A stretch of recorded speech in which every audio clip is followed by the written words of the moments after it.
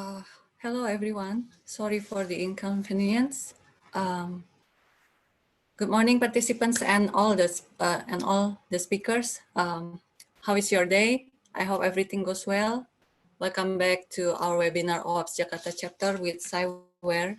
Today we are going to talk about operationalizing threat intelligence with automation and collaboration with Mr. Afkas Katiria. He is a VP in Research and Innovation at Cyber Labs and also a lead of null community in India. Hello, Mr. Afkas. Please stay Hello, tuned Dina. until, Hello, everyone. Hi. Okay, please stay tuned until the end of presentation because we have 5 vouchers easy gift and we will take picture of us together. Okay, to shorten the time, let's start it and over to you, Mr. Afkas. Thank you, Dina, and thank you, OS, on behalf of myself. It will be really great opportunity for share my views on threat intelligence. Let me share my screen.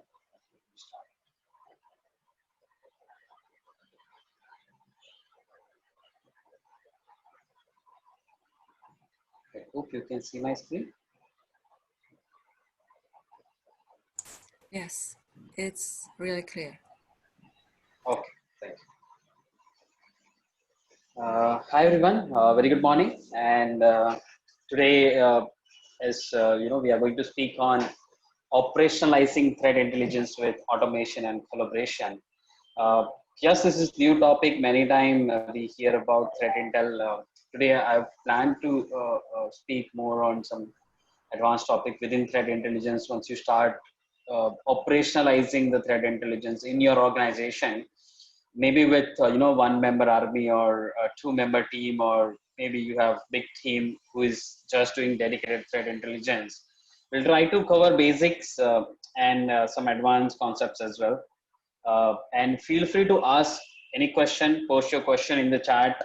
Also during the session, I'll be asking few questions and we will try to make it more interactive, so that the idea of this session is to learn from each other.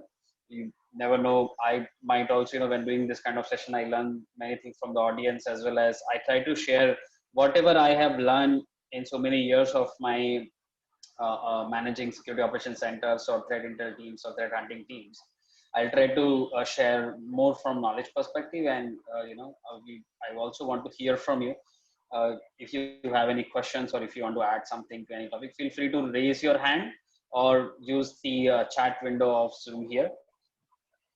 So quickly starting with the agenda, we will be high level. Start with definitions of this defense, what we call collective defense, passive defense, active defense, and then we will quickly cover threat intel basics and the types, and life cycle, and where human and machine fits into that life cycle, means what task can be done by machine, what can be done by human, what you can automate, and where you can do manual analysis. So we'll cover all those aspects. We'll cover the journey high level, where the 2 important topics for the day. We will speak about automation and collaboration.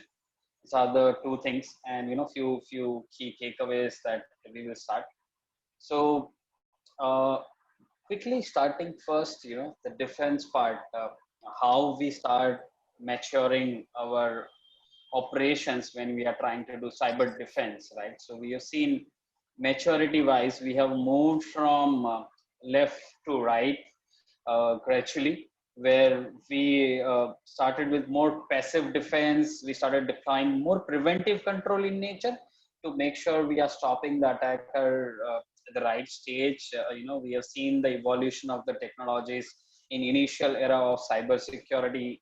The likes of firewall, IPS, antivirus, proxy. So many security devices we started implementing initially, which were more preventive in nature, and that creates a basic hygiene for the cybersecurity posture or base of any strategy that you start implementing with more preventive controls in nature, which will prevent some malicious attack against your organization.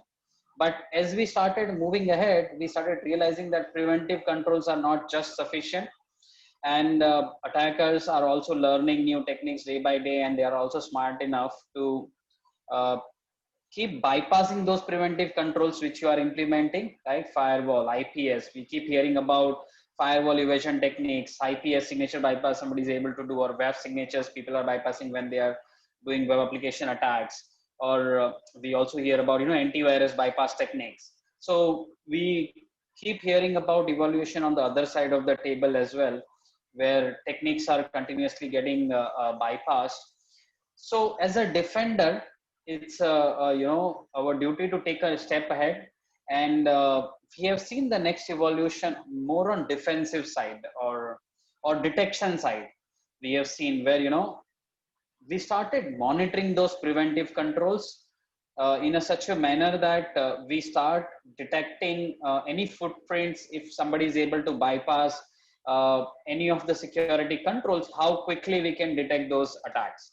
So then the era came of the SIM solution or the security operation centers, where we started implementing technologies like SIEM, NBAD, which are network behavioral anomaly detection system, or recently we talk about UEBA, right, which is user and entity behavior analysis.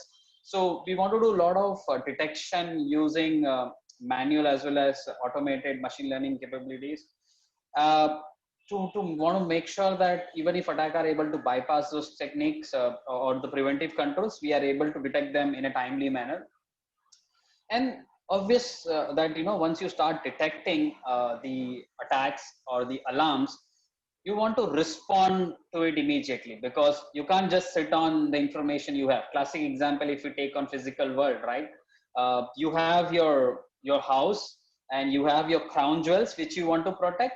So the best thing that we do today is put a lock and key. We have the fencing put around our house, and we try to put some preventive controls to make sure that the thieves or the burglars are not able to enter into our house. But still, that thieves are smart, and they know how to do the lock picking, or maybe how to jump the your fencing that you have put together. So as a safety measure, we still put CCTV cameras in your house or apartment, wherever you're staying, right? So CCTV camera is still more of detection control, right? You know that it might detect. You will be able to capture if somebody is trying to bypass those, or maybe while you are doing post incident investigations, you rely on the CCTV footage to get some information about the attacks. So that's the exact analogy of putting the detection control in the organization. But by just putting the CCTV cameras, it's not going to help you, right? You know that somebody needs to monitor those feed, and whenever you detect something, some malicious activity happening around your house, you need to act on it. Either call a local police and activate some response plan, or you yourself going and responding to the situation, or informing the security team you have taking care of your house or apartment. So it needs a response whenever you detect something. And that's what exactly goes into the cyber world as well, how we behave in physical world.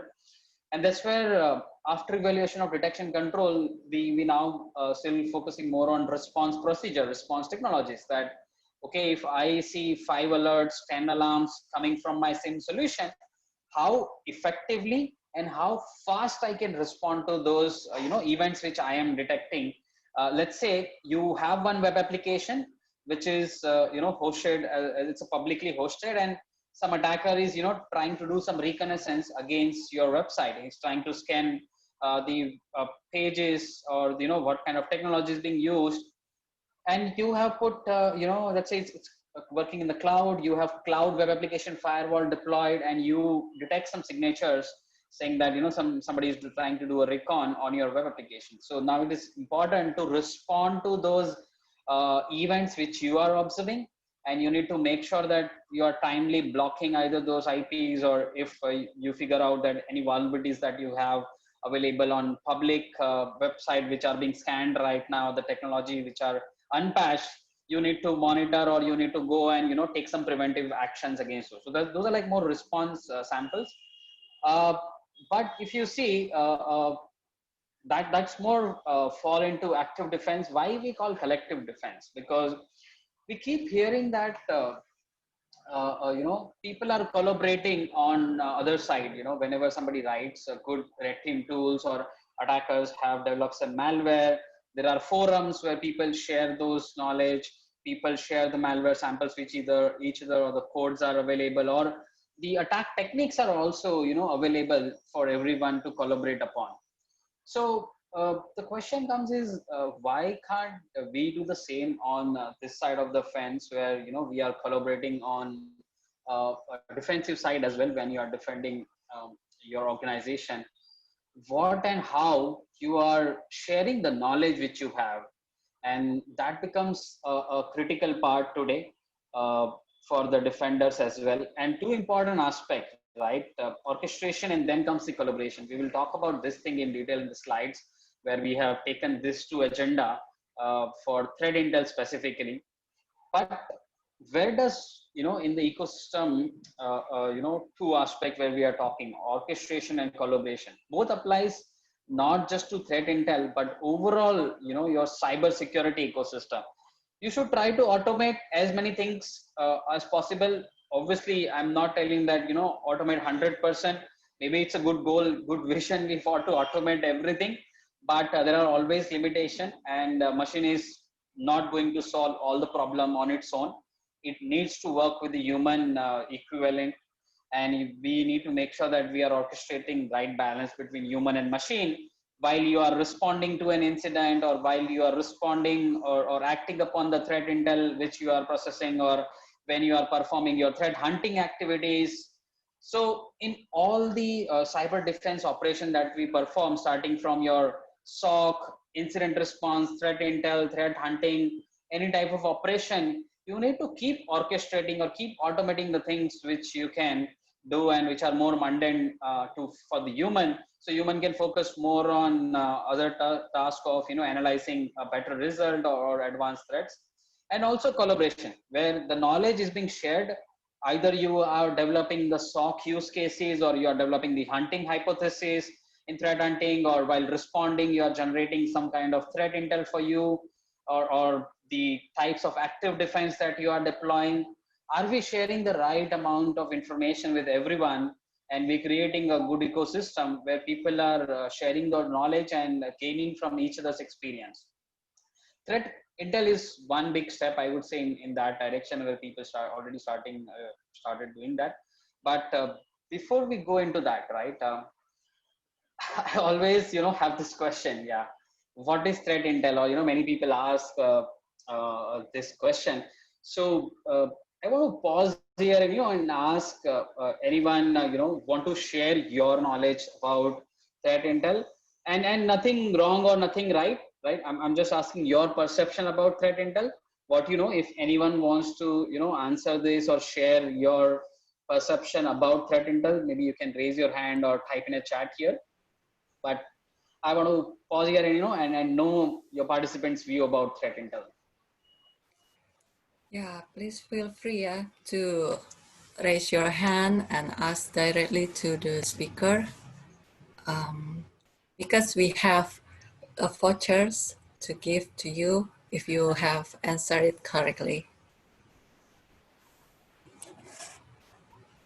Yeah, and as I said, right, nothing right or nothing wrong. I just it will be helpful, if we be more interactive here, and so that I can cover those topics accordingly.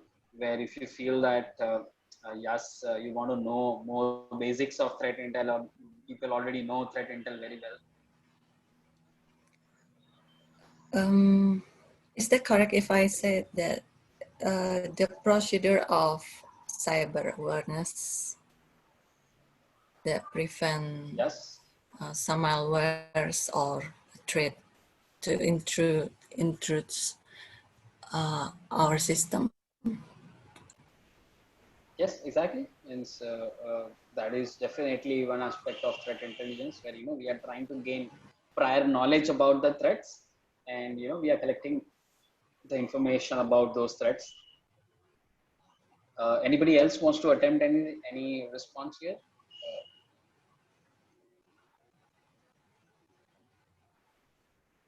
You can raise your hand, and maybe I can unmute you, or Bina can see Jeremy. We have one person here. Mr. Afkas, we have one person here. Jeremy said that threat intelligence is someone who open other people's privacy. That's the good analogy here. Maybe somewhere it's true, and that's why people always tell that in threat intel, it's also important to define what to share and what extent to share, because if you share that one of your internal IP, 192.168.1.1 got attacked, and if you just publicize the information, it's your private information, right? Nobody will be bothered about that information, that one of your server got attacked. So sharing the right information is also important. That I got one of the server attack, but the technique used was maybe a credential dumping. So that may be a right context of threat intel for someone to act upon, and without losing your privacy aspect. But I definitely agree to what Jerry is saying. We have Mr. Arif who has raised his hand. Can we unmute?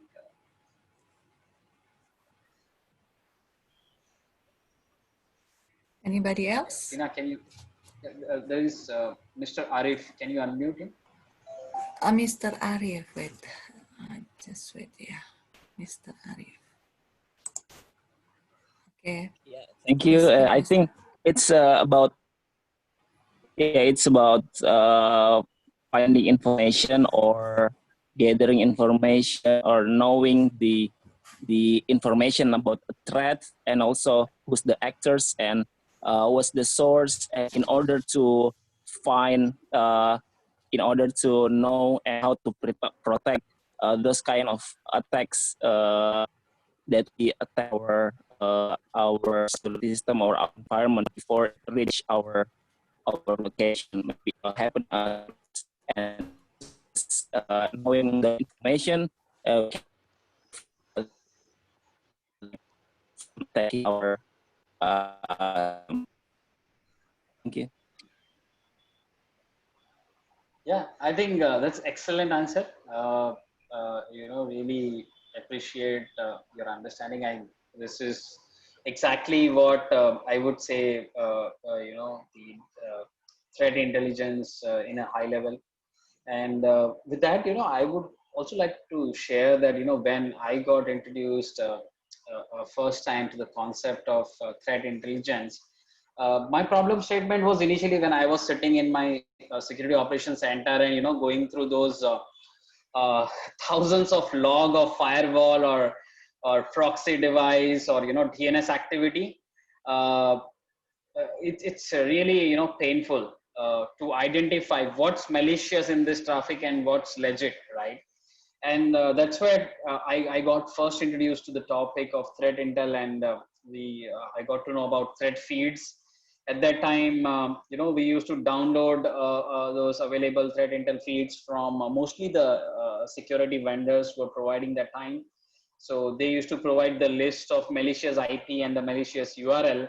We used to download sometime in a text or CSV format, and we used to correlate those with the firewall logs or proxy logs or DNS log, and try to literally find needle in the haystack, right? Because you have thousands and lakhs of logs, and you correlate those with your threat intel, bad IPs, bad URL, and you identify that what you call as malicious communication, right? So that's how I got introduced first with the threat intel. Obviously, today it's much more advanced, and there are many aspects of threat intel. We will speak about it, but I would really appreciate the response from Arif. Uh, Going forward, yeah. So when we start speaking about threat intel, right, or in general any topic, right, it's always people say that it's important to understand the science behind any topic. Maybe yes, it's true. We need to understand the science, but sometimes it's not the way that you start. But I thought for this session, people who are very new to the concept of threat intel, I want to make sure that we start with the basics first, and then we talk about the real operational on-ground challenges or on-ground operationalization of the threat intel. So if we start talking the science way, right, the first thing that we need to start defining is the actual meaning of threat intelligence, right? People confuse many time what you will call threat intel, what is threat feed, or the data that you're consuming.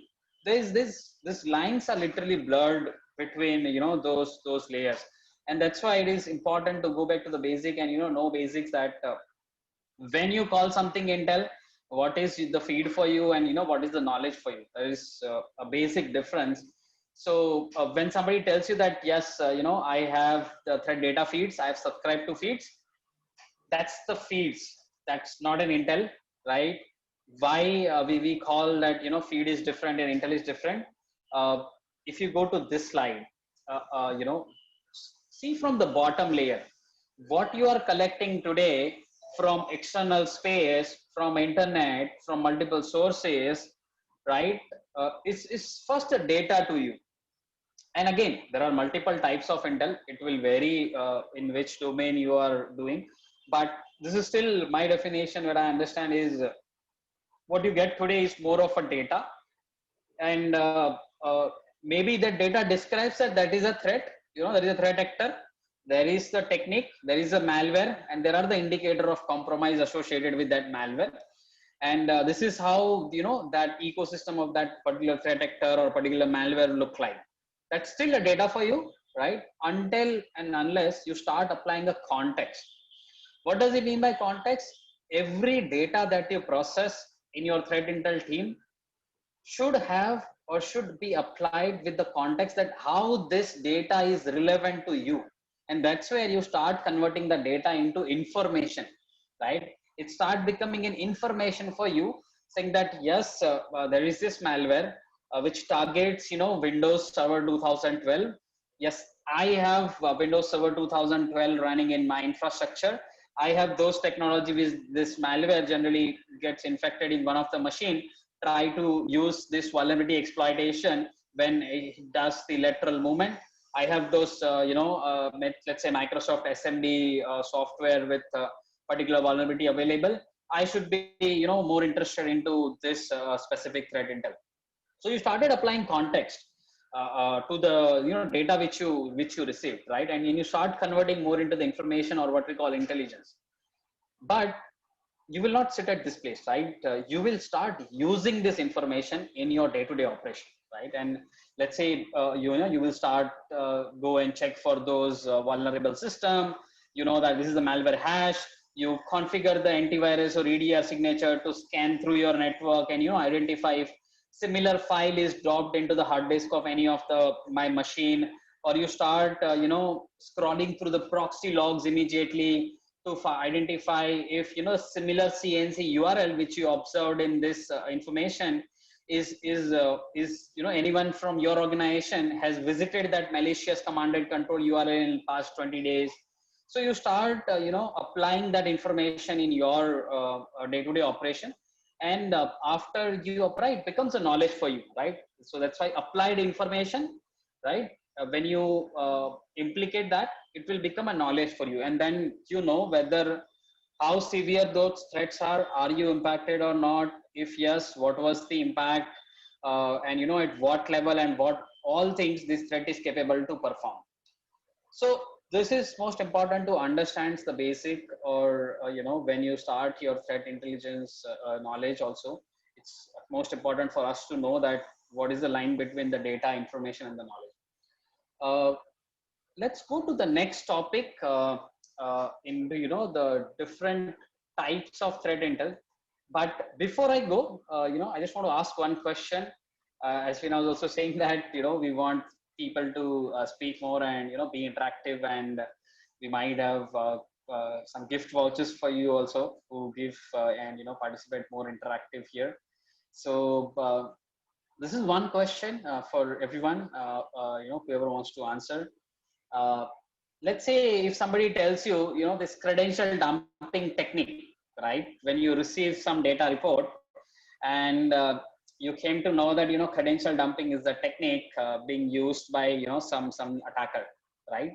So this technique information, right, is what type of intel? Is it a strategic information? Is it strategic intel? Is it an operational intelligence?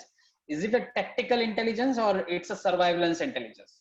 I have an option in front of you. So if anybody wants to attempt, and maybe if you can give a little bit explanation as well, and why you feel that the information about technique, any specific technique, I've just put one example here, that that knowledge or that information will fall under which type of intel. We have Anyone wants to attempt? one participants in message box say tactical intelligence. Jeremy. Yeah, 100%. Mr. Jeremy. It's Yeah, the, close. it's the correct answer. Jeremy, you want to explain a little bit that why you will call it as a tactical intel?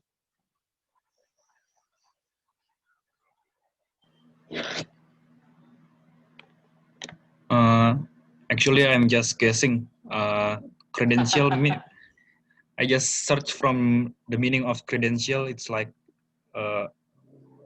documents about people's qualifications.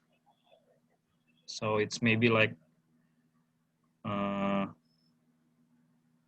way people like it's like their tactic to. Exactly. Yeah. I think you're correct. Yeah. Actually, I'm just guessing. No worries. I think it's good attempt. There's nothing wrong, nothing right, as I said, right? We always learn from all this process. So it's good to attempt at least whatever we know. So I'm glad that you answered, and it's absolutely correct answer. So thanks for that. So let me cover, yeah, Vina. So we have the second winner, yeah, Mr. Afkas. Yes. The first, yeah. Yeah, I would ask Vina to you keep a note and keep announcing in the chat for the winners, and maybe in the end we will announce all those names together. Okay, thank you. Please continue. Yeah. So as I understand, I will spend more time on the basics. If I understand, I think threat intel is a topic. I think it's new to many people. So I was first thinking that I will skip the basic part and I will jump to the advanced topic more in this session. But I personally want to make sure that basics are covered very well. And even if if I skip few advanced topic for today's session, maybe we can have another session to cover some advanced parts of the threat intel. But I want to make sure that people are fully aware about the basics of threat intel. So again, this is when you start threat intel, generally people talk about feeds most of the time, and IOC, if you see indicator of compromise, and that is nothing wrong. That's how I also started knowing the threat intel, and I knew threat intel like IOC for almost 1 year, and that's how I used to apply intel and correlate the intel into the SIM solution, or data lakes, or Yuba, or Embed solutions. But as I started, doing more, I started realizing that it is much more than that. And specifically, the next thing which I get to know was more tactical intel. So just to cover technical aspect, It's more, when you are under attack and you start capturing the indicator of compromise, right? As I was taking the previous example, one of your user machine has been a target of, malicious payload, maybe through email, or there was some attachment, and, somebody clicked on that attachment, opened the Word file or the PDF file, and end up compromising his machine. So when you take this incident, right, there was an incident which happened with you, and there are many indicator of compromise involved in this incident. For example, the email ID which sent that mail to your organization user, that email ID is also a sign of of involvement of attacker. The file hash of the attachment which user received, right, that will be also fall under IOC. Once you clicked upon it, maybe some CNC call happened with some URL.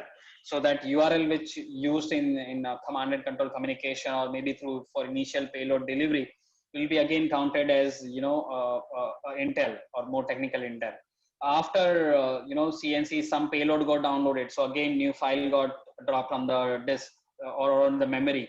If you are extracting during the memory forensics, you figured out there was some file hash which was dropped from this CNC URL. Again, that's one of the IOC. That URL was hosted on one of the IP, so that IP also you treat this as an indicator of compromise. So these are a few examples. Maybe many times we have seen in the example of ransomware, right?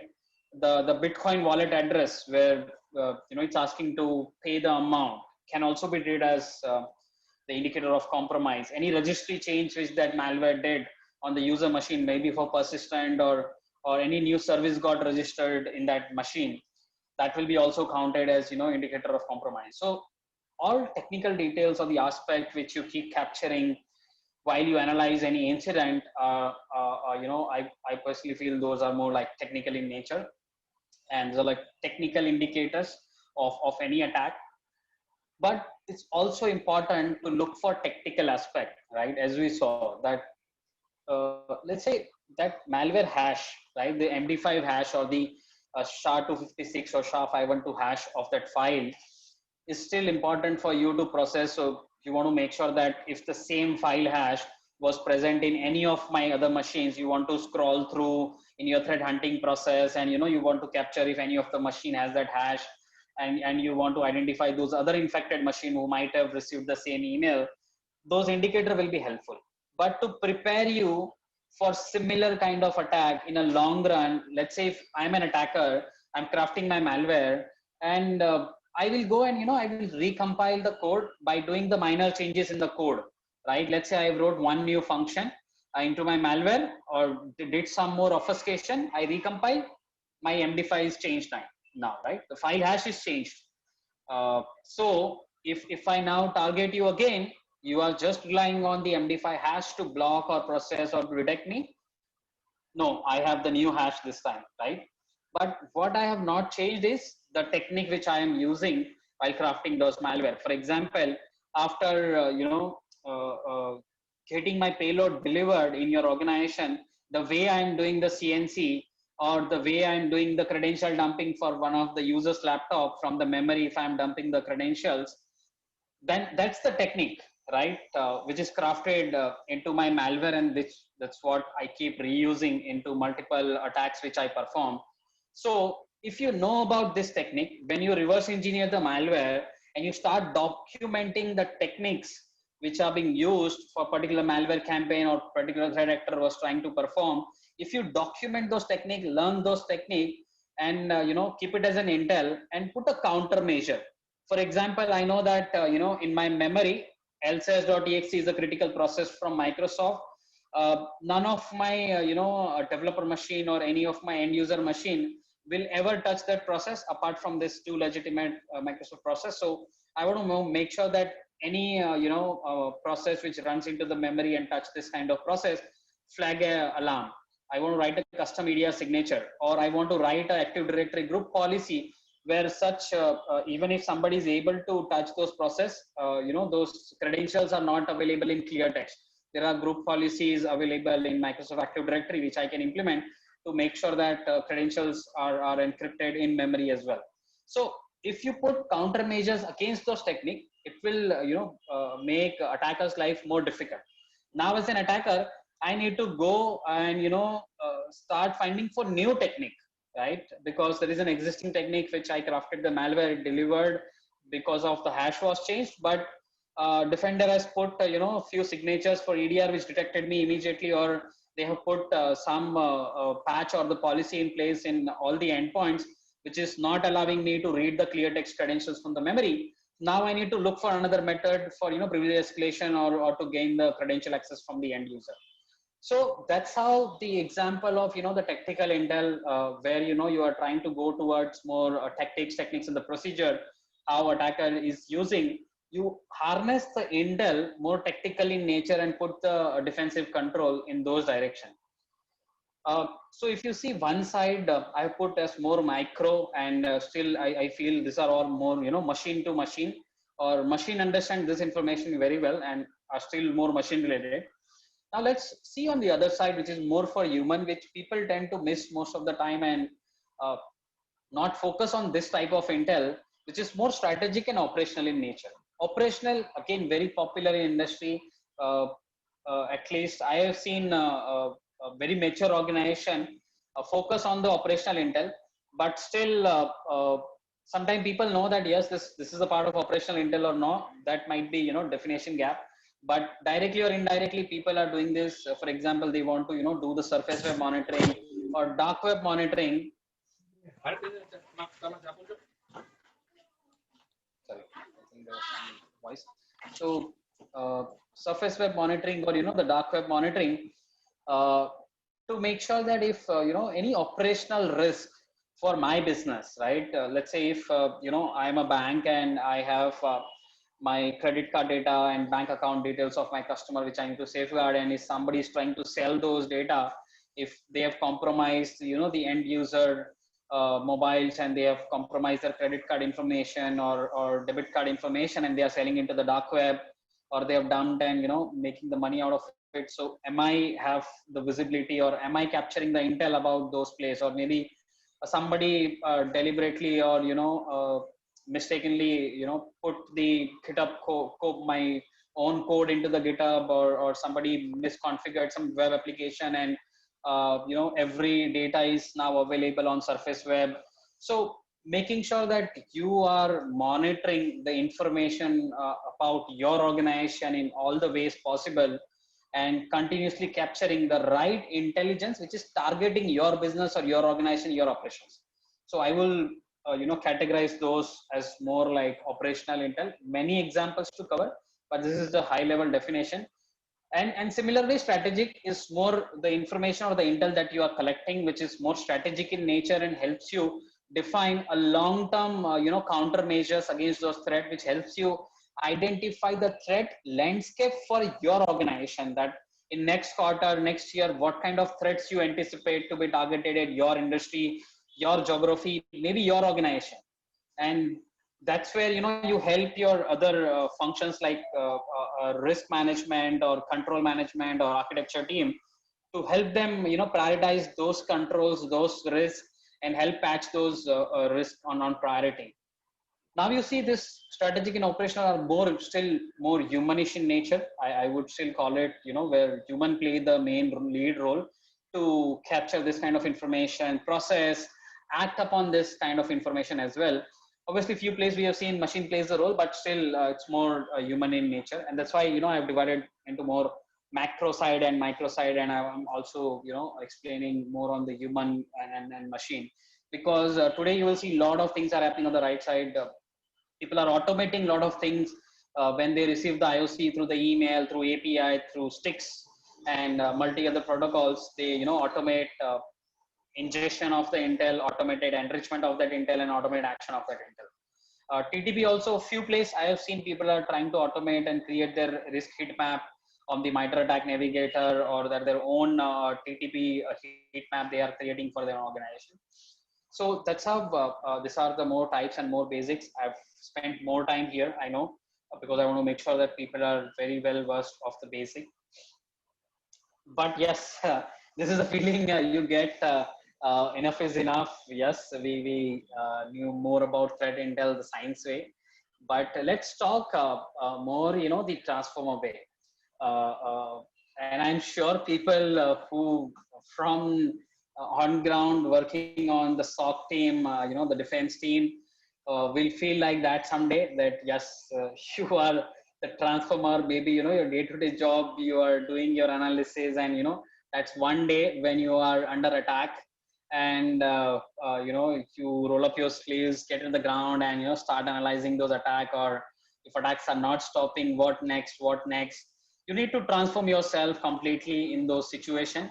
But it's most important that it's not the incident or attack which will the place where you transform. There are many places where it plays a role, and that's why I'm using the analogy of transformer here. That specifically taking an example of threat intel, it's important that we are just not rolling up our sleeves and becoming a transformer, during the attack, but before the attack also, and after the attack also, how you are in the game, and making sure that you are keeping a use of right threat intelligence. So when you are not under attack, make sure that you are collecting, enriching, contextualizing the right set of intel from multiple places, some OSINT source, some paid source, regulatory source. You are participating into the ISAC communities or open communities to capture maximum intel, which you can keep keep curating what is important for you, right? As I was saying before, that contextualization of the information is much more important. Maybe you receive thousands of indicator, thousands of malicious IP on a day-to-day basis, but what's important for you is you should be able to prioritize, contextualize, and then act upon it. And yes, during the attack, it's there.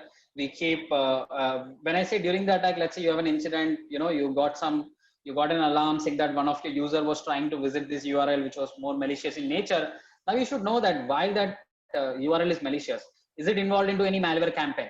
Tell me the hash, which is that malware. Okay, what this malware was trying to do, what other activities it was trying to do, what is the delivery mechanism, what is the post delivery mechanism, is there any lateral movement technique associated with this malware campaign, is there any known TTP which will be followed by this particular TTP. So there are many threat intel aspect which comes when you are under attack or under investigation. You are investigating any incident or you're responding to any incident. The threat intel value is much more utilized, and this is most popular thing that I have seen in last threat intel organization. They use threat intel very heavily in this phase particularly. But it's also important, after an attack also, you as an organization documenting your learning, the IOCs which you observed, the TTPs that you observed, the tactics that you observe, the techniques that you observe, the procedures that you observe, and you need to make sure that you are not just sitting on that information. You are sharing that information first of all internally within the organization. For example, you are a threat intel team member. You need to share that information with your SOC team. For there are gaps into detection. If we need to write some good use case in the SOC team, or your threat hunting team, to build their good hunt hypothesis going forward for the attack that you have observed. Also, collaborating externally, participating into the like industry or the ISACs or the open community, to make sure that people are also having this information available, externally to the peer organization, so that they can also learn from those attacks that you have observed. They can proactively stop or have a preventive control for the attacks that they are observing. And we will talk about the collaboration more in detail, but these are the high level, 3 buckets I put together when we start talking about intel. And that's why I say it's more of a role of a transformer, where you are not just active during the attack, but before and after the attack also, you are equally participating in the overall operations. And before we go ahead and we talk more about transformers and the characteristics of the transformers, again, 2 questions I have. Let's see who answers that. First is, what TIP stands for in terms of cybersecurity, or specifically threat intel, I would say. Right? Anyone knows or wants to attempt? I have 2 questions, and we'll see whoever answers those 2 questions will have 1 voucher for them. first question says, what does TIP stand for? Anyone wants to attempt or no? Yeah, we have the correct answer from Sandy. From Santiago. Anyone? Yeah, Mr. that's the correct Sandy, answer. would you unmute yourself?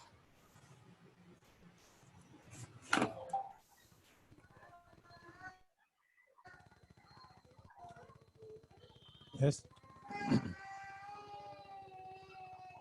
Yeah, you want to share anything? Have you heard about the threat intelligence platform? Yeah, I heard that there's a lot of threat intelligence platform. Basically, is it either it commercial or free? Exactly. Like maybe Alien Fort or Risk IQ. Yes, exactly. I think there are many commercial as well as open source threat intelligence platform which helps you automate everything. Whatever I'm still talking that you aggregate your intel, you enrich automatically and take action or curate the intel. Generally, threat intelligence platform. There are many which does this.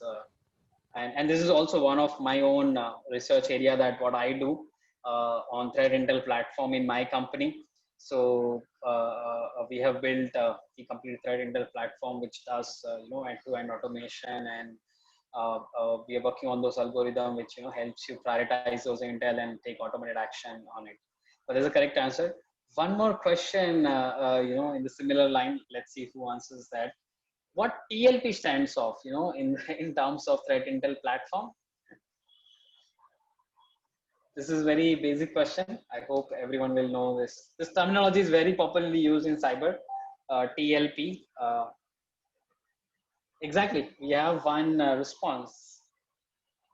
Mr. Digit, you want to unmute yourself and share some knowledge with us?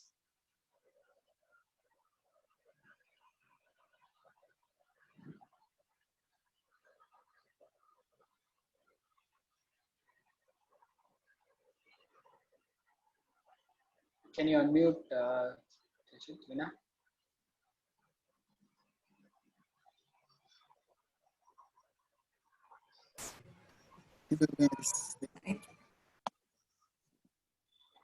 Yeah, regarding the traffic light protocol, this is one of the standard to interchange intelligence from one organization to another organization. So this is kind of the standard that what information can you, okay, precisely what intelligence can you share to the others or cannot. That's the simple explanation for me. 100%. No, I think that's very good. I think you answered previous question also correctly. Threat intel platform, and you shared a few good examples, and also one good thing which I like, you said write your own tip. That's what I was doing at Cyber, and yes, now it's a product. But yes, I think both of your questions are correct. We have last set of questions as well, Veena. We have two questions which we will cover in the last, but I will leave it up to you to decide on the winners here. I think we have two persons who answered correctly here. We'll wait for the last quiz section, and then we will decide on the last three winners.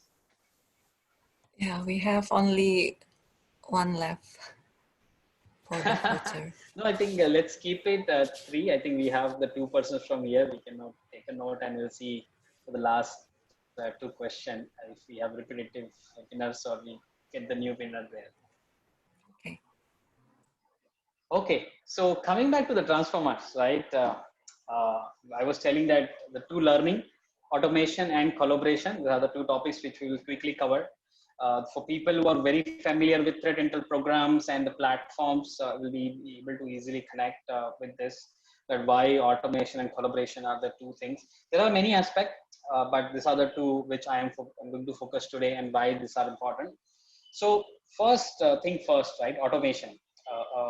Many times, we come across that automation is just need of response part, or when you are taking incident response. But I've seen much larger use case than that. Not just incident response when you use your source solution to respond, but automation orchestration scope is going beyond just response, and people start applying to multiple other fields, threat intel, threat hunting, and many other place.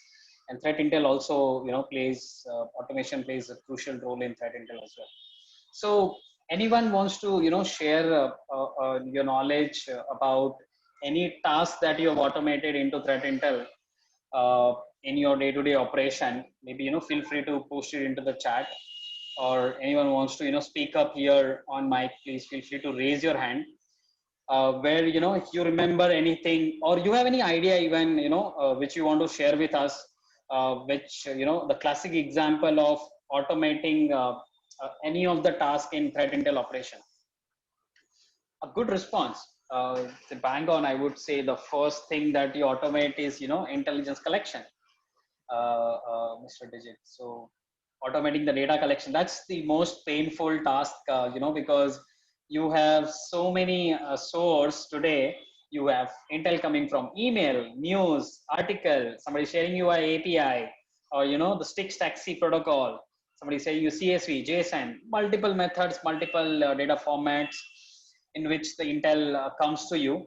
So it is important to automate those intel collection normalization process today.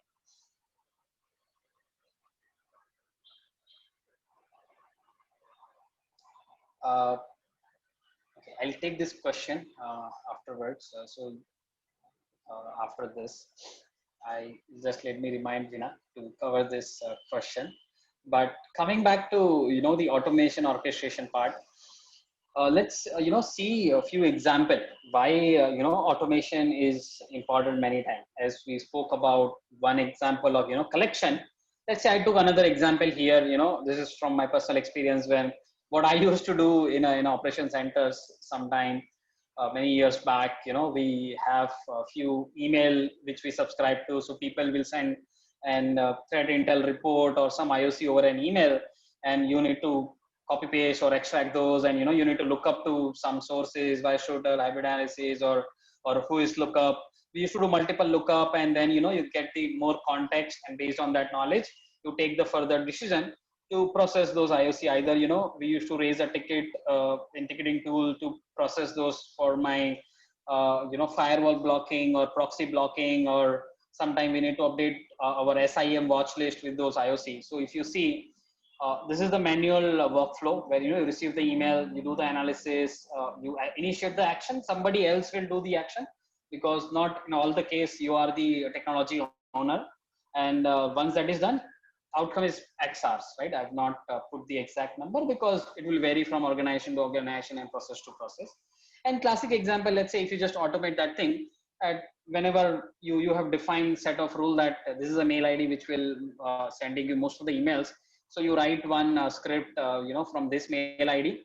Whenever the mail comes, parse automatically the mail body or mail attachment if it has some IOC, extract those IOC, auto enrich, do look up to 2-3 enrichment source that you have, and define the verdict. Maybe you can write your own scoring algorithm, not complex one, but simple one. If you have, you can automate, and then based on that verdict of the result, you can initiate the automated actions directly, publish or push to proxy or push to SIEM watch list. So if you're able to write end-to-end automation, it literally saves a lot of time. Why it is important to automate such kind of task is also, this takes a lot of analyst time, and these are like many mundane tasks, right? Obviously, I will not say analysis is mundane task. That's where they should focus. But let's say I know there are repetitive tasks in my SOC, which is nothing but getting some report, accessing some data, looking up some to console, and sending somewhere. They're literally mundane tasks, and I don't want my analyst to spend a time on this type of task. So I want to save their time by automating many such tasks, so they can focus more on good analysis, generating right set of intel and doing the right set of analysis, and giving the right input to other team members, either from vulnerability triaging or threat hunting or SOC or incident response team, so they can do effective cyber operations.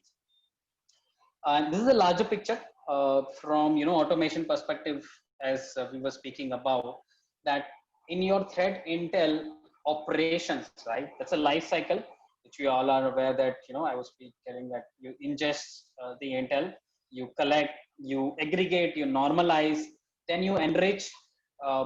Again, collaboration is one important step internally, externally. Decision making will happen based on the enrichment as well as collaboration data that you have, and then you take a response. And obviously, governance is the layer which I put separate, which applies to everything. And there are many automation, each phase, you can do, starting from segregation of tagging the data, or performing some enrichment from internal external sources, or creating some relational information. Again, here where I've put human, because lot many analysis can be done by the human to get the right context to the data. Collaboration is again human plus machine will always play the role when you're collaborating internally or externally.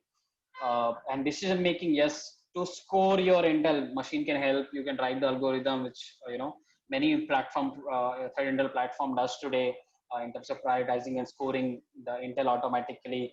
In investigation and visualization for analysis, or TTP correlation, which I was telling, more technical analysis, and threat actor analysis. And then in response also, you want to take action sometime. Again, a human will also play the role to decide what to action and where to action first, and you can automate those tasks. And then governance aspect also, and maybe you've subscribed to hundreds of feed, but which is more valuable, right? So calculating the right set of ROI, return of investment, for the feeds that you are ingesting, the quality of the feed that you are ingesting, right? And also Intel reports and metrics to overall see how effectively you are doing the threat intel operations in your organization. So there are many tasks where automation plays a role. If you see some green box, which I have put from machine and then human, and then the combination of human and machine. Before we go to the last topic, which is more collaboration, I have last few two quiz, and we'll decide on the final voucher winners. How many types of STIX domain objects in STIX 2.1?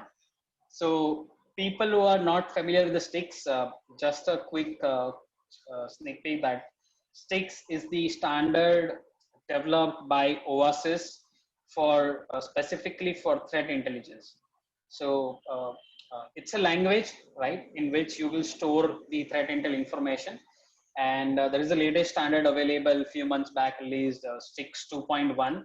And there is also a TAXII. So if you have heard about TAXII, TAXII is again a protocol which helps you transport the data, which is STIX data, threat intel data, packaged into a STIX format. And you can use the TAXII protocol to transfer the data between two entities.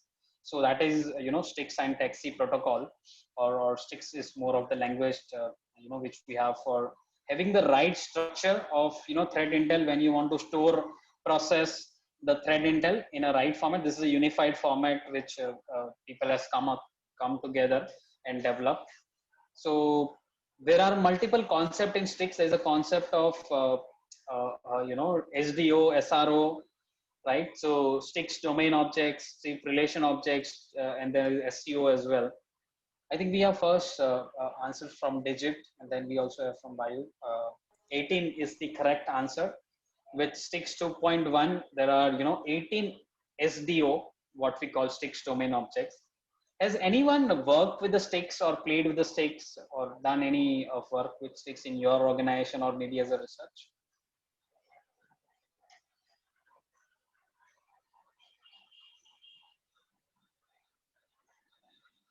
Okay, maybe I'll go to the next question by the time. If anyone wants to answer, maybe raise the hand or put it with the chat.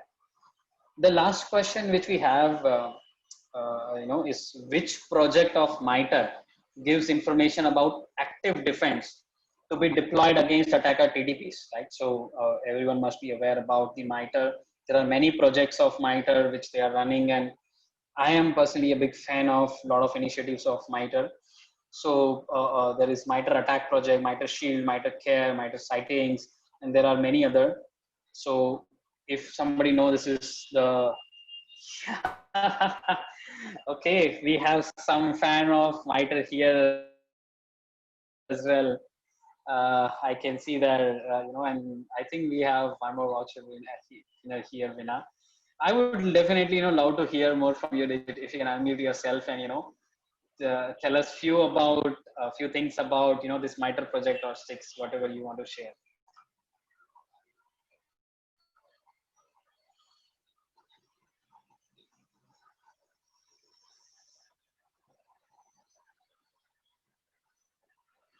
Can we unmute Digit and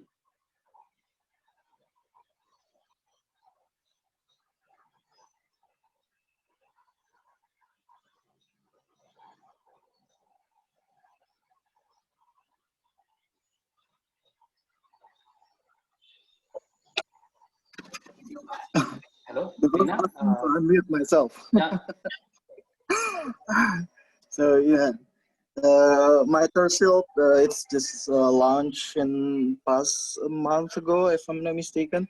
So basically, what they try to develop from this one, Yes. MITRE try to help you guys in term of leveraging your defense in your organization. So mostly in the MITRE initial project about the attack, they talk about a lot of tactic and technique, also procedure what they do, and from this SEAL project, they try to how to perform the defense from the tactic and the technique that already in there in the MITRE attack. So it precisely can use by the defensive or blue team.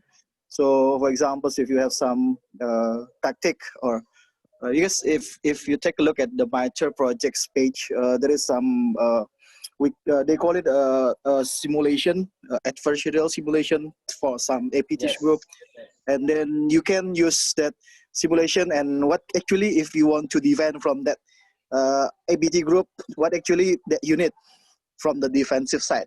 So what the data source you need, what's the visibility that you need, and then what's the security perimeter that you need in order to detect and prevent, and also to respond. What's the TTPs that actually happens when the threat actor comes into your organizations. That's what's the simple explanations from from my perspective, because I haven't explored it more also in MITRE SILT. Just take a look at some pages in the MITRE framework website. Thank you. No, I think that's correct. I think that's absolutely correct about this. And yes, there's multiple projects of MITRE, and we are working on many projects of MITRE also to make sure that how people can use the threat intel with this set of projects as well. That when you are harnessing your intel, how you can map it to the MITRE attack framework, and then have back-to-back stitching with the projects like Shield or Care, where you can automatically get those visibility about the active defense which we need to apply. So you just don't have the intel, but you also know that what and how to act on that intel. So that gives the real edge to the defenders, that yes, I have extracted 10, 100, 20 TTPs from my own intel operations or the analysis of the malware in past 1 month. Now I know the TTPs. What can I do further with these TTPs? What kind of defense I can apply for those TTPs, or what kind of analytics I can run in my organization for those TTPs. That's absolutely correct. Yes, there is the project, Detect as well, which helps you, work on that direction, which is again attached to the MITRE. Thank you, for sharing. I think we have winner here. Veena, maybe you can announce the names of the winner here in the chat. When I, while I'll just cover my last section of the presentation. We still have one voucher because Mr. Digit already a winner. So I will keep it until the Q&A session. Yeah, sure. Yeah. So I think looking at the time, I'll quickly move for collaboration. Let's keep few slides. We'll cover this, few collaboration example, and in the end, if somebody wants to share their story of collaboration as well, we'll cover those.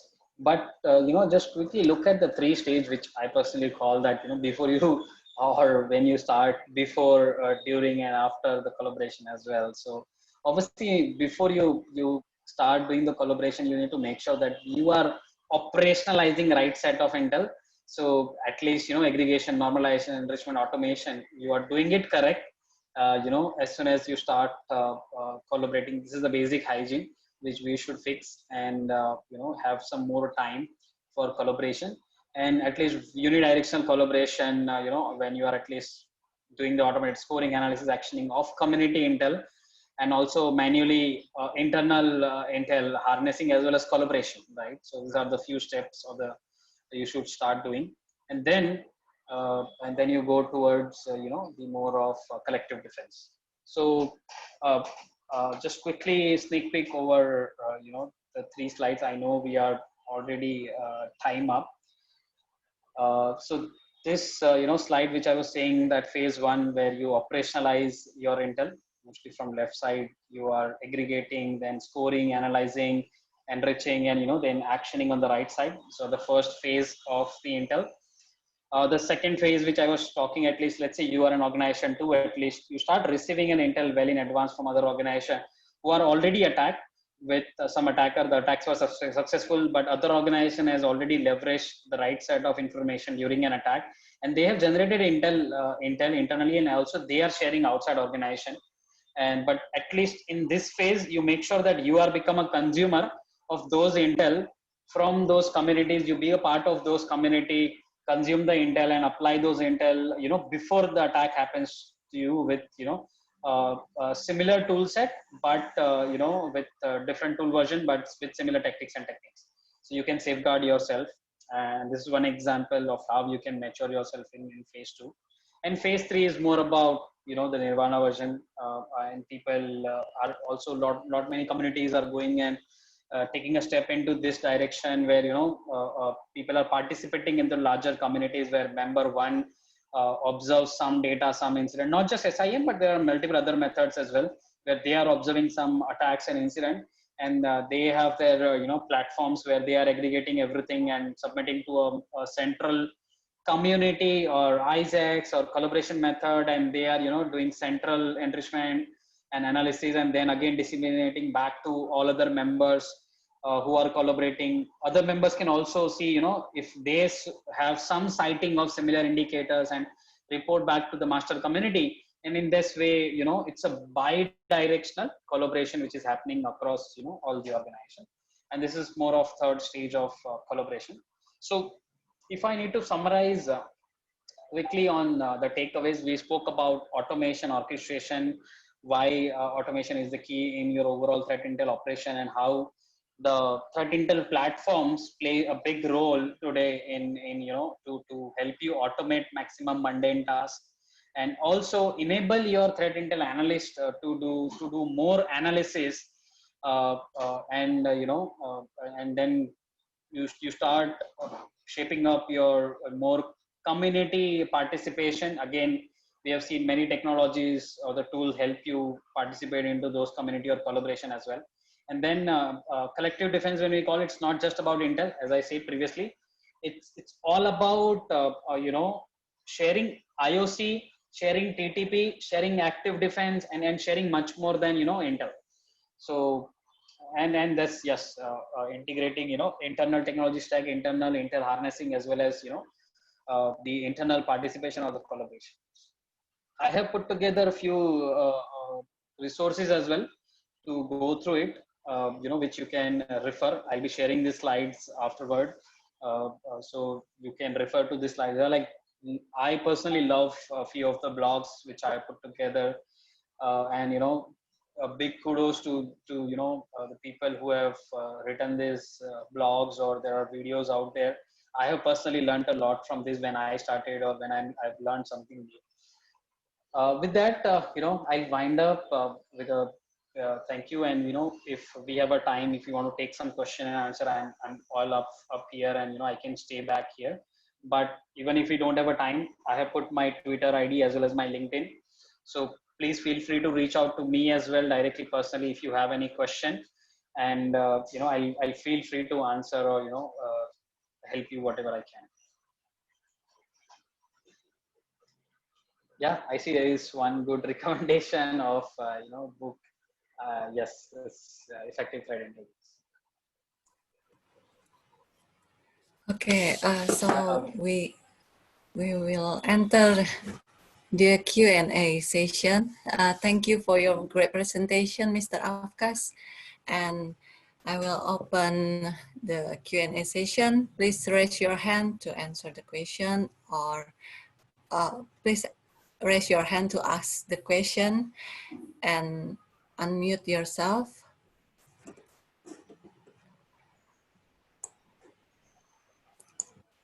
I hope And the session was helpful and I think you are getting some good learning. And feel free to ask any question. I think we have Arif, Vijay, I think they have some few questions.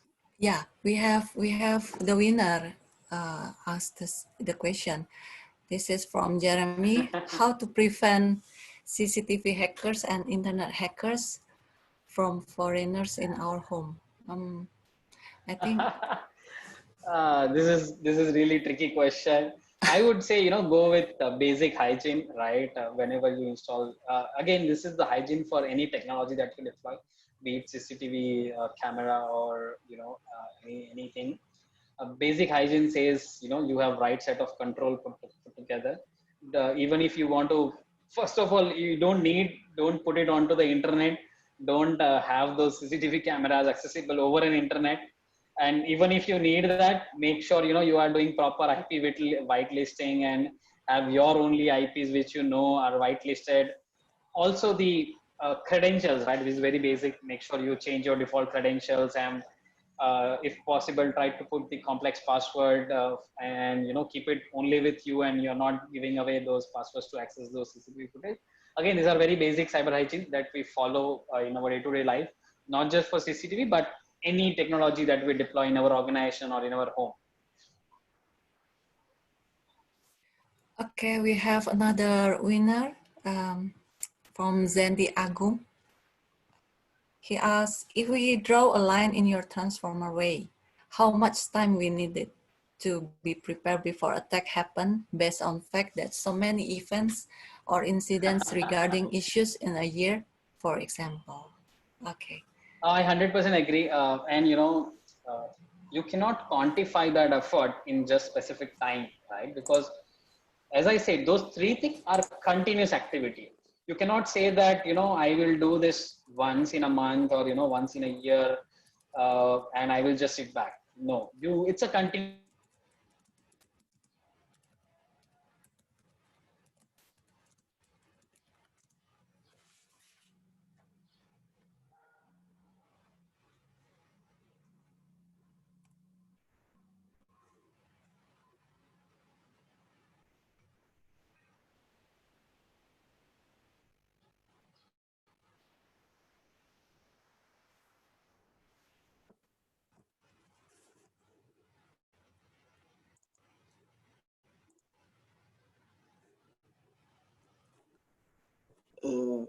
Can you hear my voice? Yeah. Yes, I can hear your voice. Is this I think we question and answer lost section? Mr. Afkas. Yeah, Mr. Afkas. Yeah, okay. And then waiting for him to come back. Waiting for him, yeah. So, Pak Budi Wibowo, would you ask the question to Mr. Afkas? Because we have one voucher left.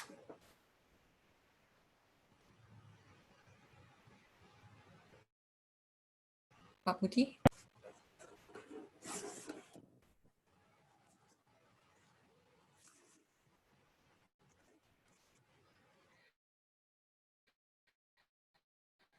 Okay, I think the time is up. So if Mr. Afkas cannot join us, oh, the Zoom is ended.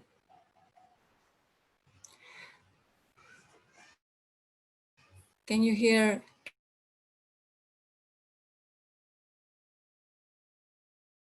Can you guys hear my voice?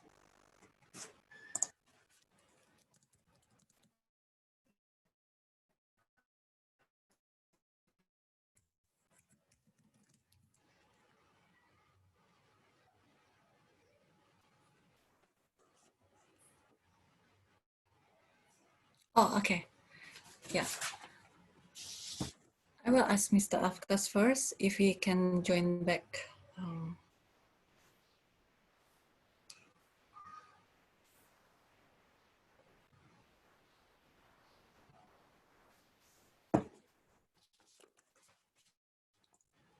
Just wait, yeah.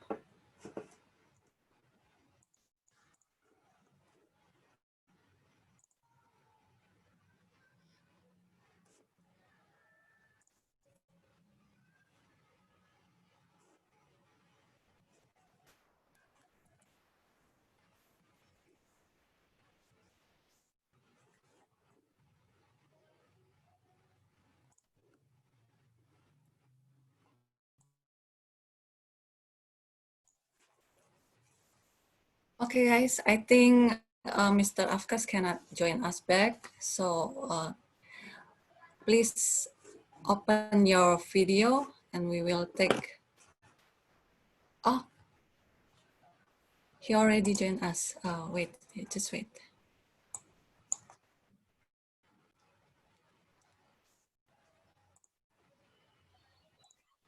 Hello. Yeah, okay, Mr. Afkas. Glad Yeah, to sorry. see you I think, here. yeah, sorry. Something happened, and my Zoom stopped working. So where are we?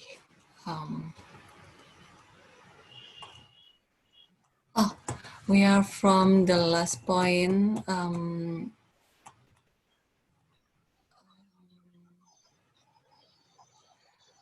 Draw a line in your transformer way. Would you explain it back?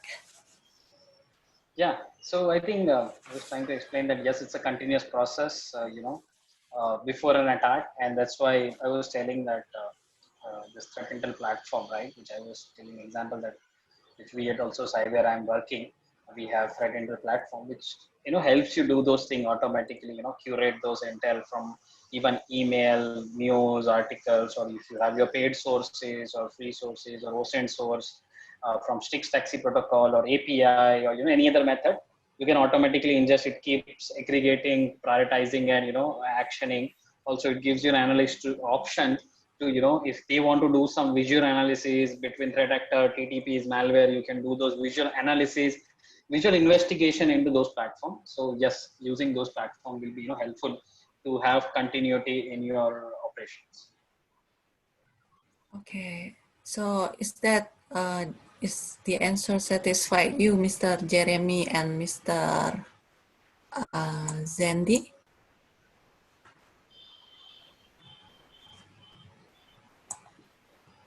Are you guys still here? Mr. Jeremy, oh, still here. Okay, I just want to announce the winner for today. We just have four winners. Still need one winner.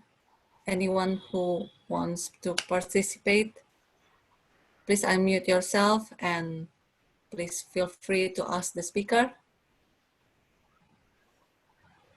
Anyone? No one? Can I ask you a question? Go ahead. Oh, okay. I have read it. What shall we do if the automation intel is about being crashed? If we're being targeted, the attack will always continue. So how we compete with time and service for the people? Okay, so is your question around threat intel automation, and are you saying that how you will compete against the attacker Yeah, if your automation is not working? yes, correctly. Oh, okay. And I think it ties back to the same what I was talking, more hygiene, right? I think see, that's why I was saying automation is not everything, right? I was telling that automation plays a crucial role, more from machine perspective, and reducing the overburden on the analyst by reducing their mundane tasks. But that doesn't mean that your whole operation has to run or revolve just around the automation.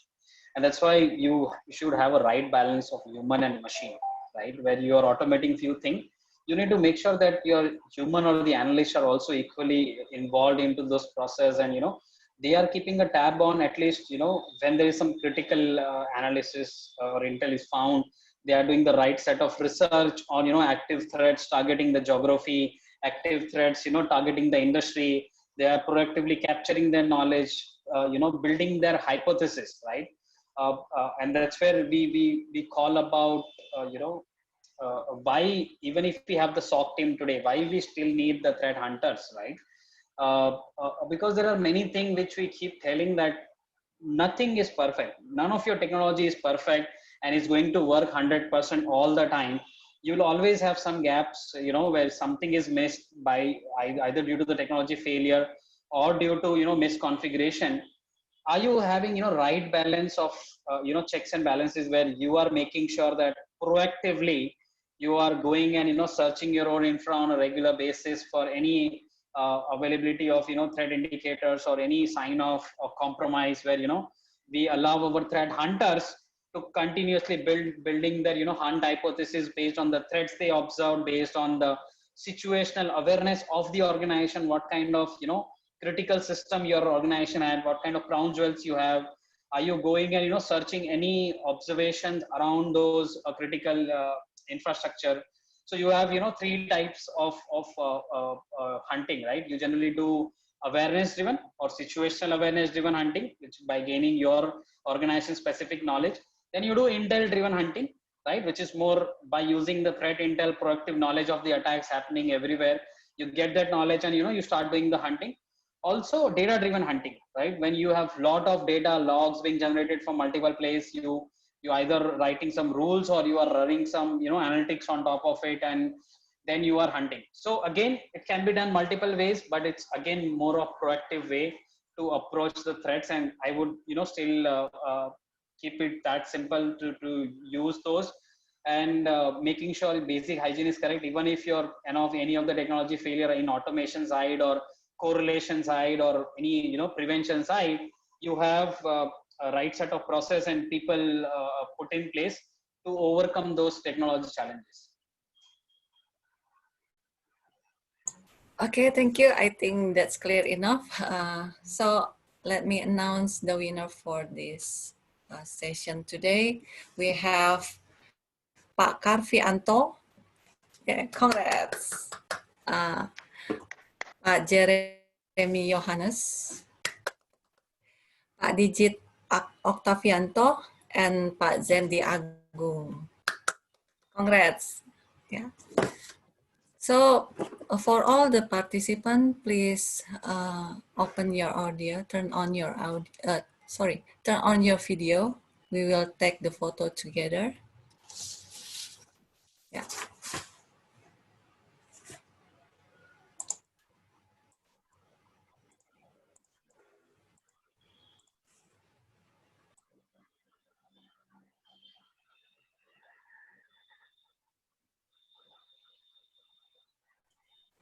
Don't be shy to show your pretty face and handsome face.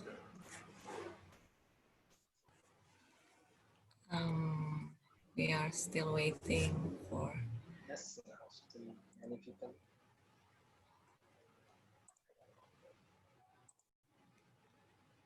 Switch on your camera for 1 minute if possible. It would be really good to have, a good picture with a lot of faces. Yeah. We want to see your face. Don't be shy.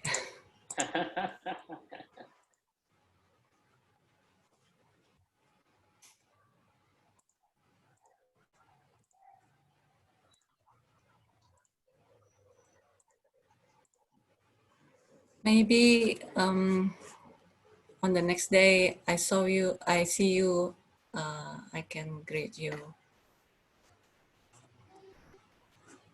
Yeah, but still, okay, we take the photo first.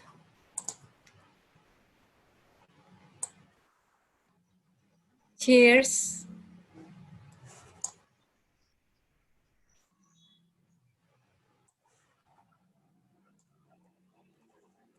Okay, just wait, yeah.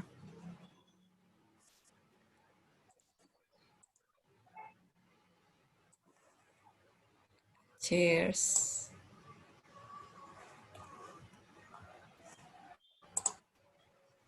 Okay, thank you. You can turn off your video. if you want. Okay, we are we are already in our an off session. Thank you for the speaker, Mr. Afkas, and all participants here. Congratulations for the winner. Please keep connected by following our social media, and don't forget to fill the feedback form. I will share my screen. Yeah, this is the feedback form. Sorry.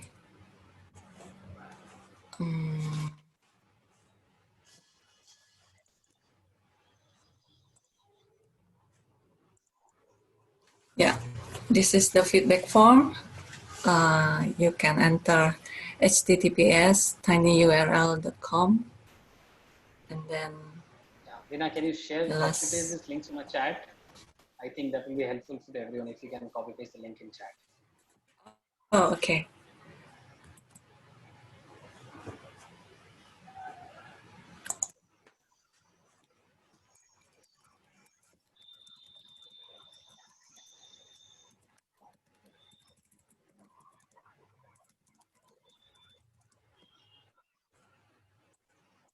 What's the link?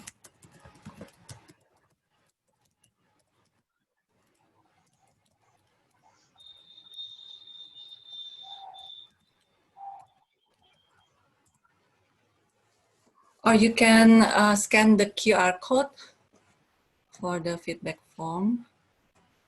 Okay.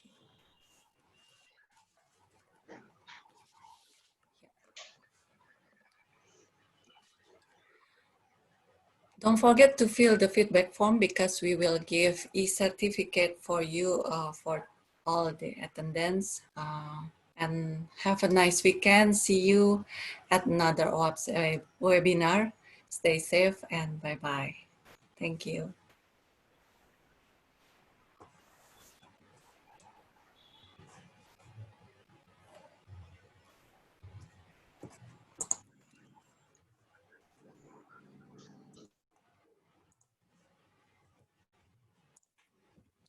Thank you, everyone.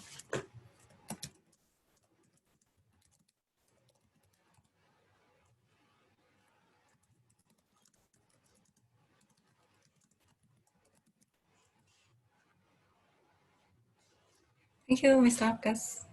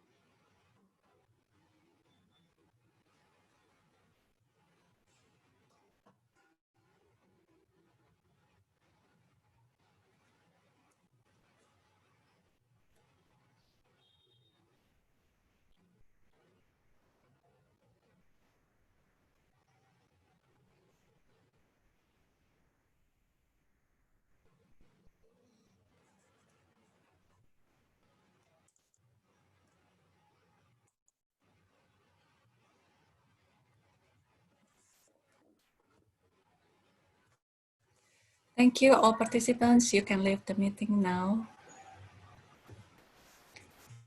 See you at another OAPS webinar. Please stay safe. Don't forget wear your mask and follow the health protocol.